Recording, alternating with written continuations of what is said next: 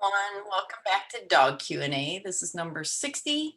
And in this video, I'm going to talk about a way to set up a safe pet-friendly yard for your dog or other pets.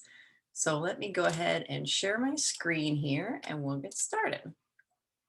Okay, so Dog Q&A 60, safe backyard practices for pets. And I found some cool and interesting items in this that I'll post links to in the description. So we'll get started here.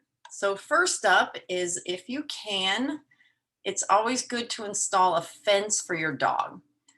Couple things we see where we live now are unfenced yards with pets, mostly dogs, that are out either tied to a tree or a stake in the ground, or they have an invisible fence, which is the dog wears a shock collar and there are underground sensors that will shock the dog when he gets close to the edge. It does give a warning beep first and all of that, but not ideal. So the best thing you can do if you're going to have your dog out and loose is to install a fence. And you can see there are 4 different kinds here. I'm sure there are more than this, but on the left is like a welded wire.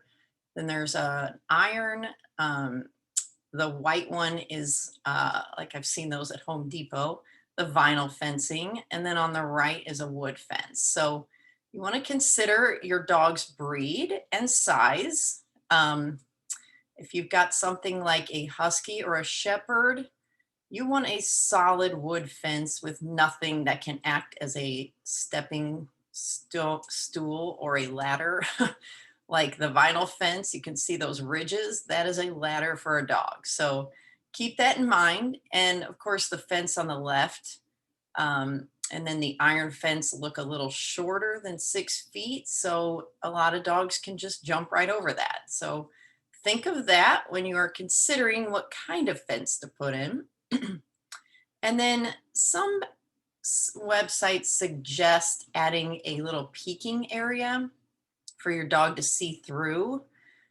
I've seen that go one of 2 ways. So that can either keep your dog calmer because they can now watch through the fence and they don't get frustrated, or it causes them to become reactive and bark at everything that goes by because now they can see it. So something to think about if you're going to add a little peeking area for your dog, or if you're going to get a fence that they can see through. And then next up, you want to pick something for the substrate that is safe for your dog. So these are some grass options. On the left is clover, which is actually safe for dogs to eat and tougher than grass and less likely to stain. So a couple benefits of that. The second picture is artificial turf. So that's technically, I guess, a lower maintenance option. However, I guess in the sense that you don't have to mow it, you don't have to weed it and all of that, but it does get hotter than grass and it does stink because it's plastic. So you have to clean that regularly. And I worked at a daycare with artificial turf and we could never get the smell out. Granted, that was a lot of dogs over a long period of time. So something to think about, find a way to make sure it has a good filtration underneath, and then make sure that you find a cleaner that can help deodorize it over time. And then on the right, the 2 pictures, we've got buffalo grass and Kentucky bluegrass. These are a hardier type of grass that can withstand urine better. So that's something you might consider as well. So get a pet-friendly substrate for the yard. And then you could also do no grass and do something like a mulch, which cedar mulch is actually a natural bug repellent. So that can help with the fleas and ticks as well. Make sure you don't use cocoa bean mulch because that's actually dangerous for dogs if they eat it. And then if you get stone, make sure they're flat and smooth and your dog can't trip over them. And then I always suggest giving your dog a potty spot in the yard. And if you outline it like that, it's easier for them to see and know that that's where they need to potty. And then you want to teach them to go there. So take them out on a leash every time that they need to go out and reward them when they potty in that spot. And then, yeah, add the barrier around it to make it obvious for your dog.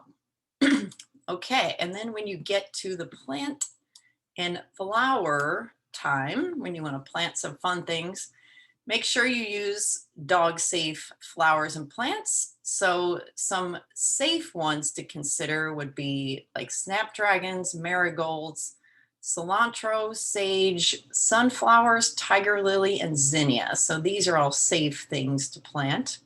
And then you want to avoid toxic plants that are not good for your pet. So the common ones would be like chrysanthemum, dahlia, iris, lily of the valley, peony, begonia, and hydrangeas. So things like that. And of course, there's a more exhaustive list you can look up online.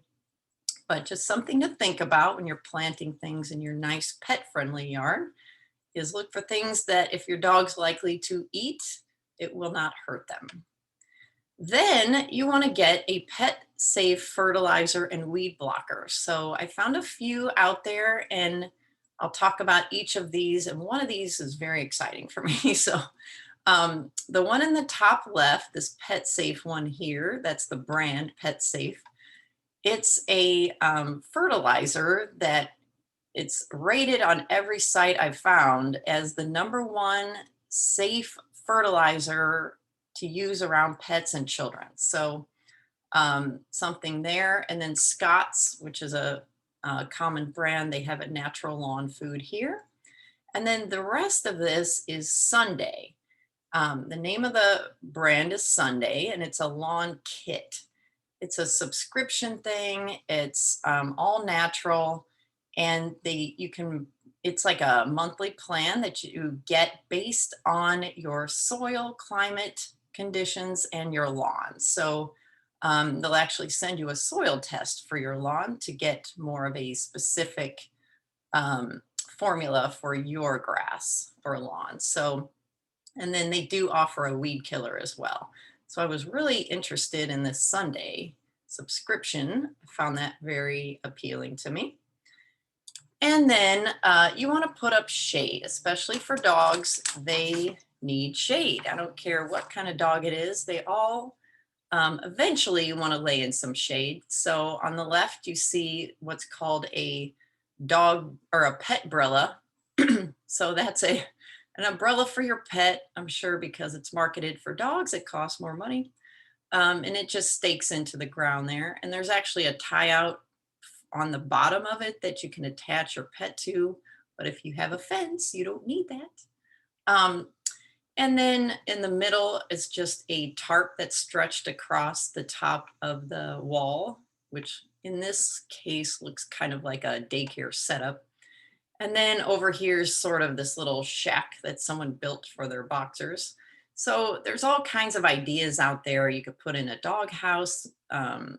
Trees are great shade, but of course that's a long-term process. But these are just some ideas to add shade. And then you want to add water.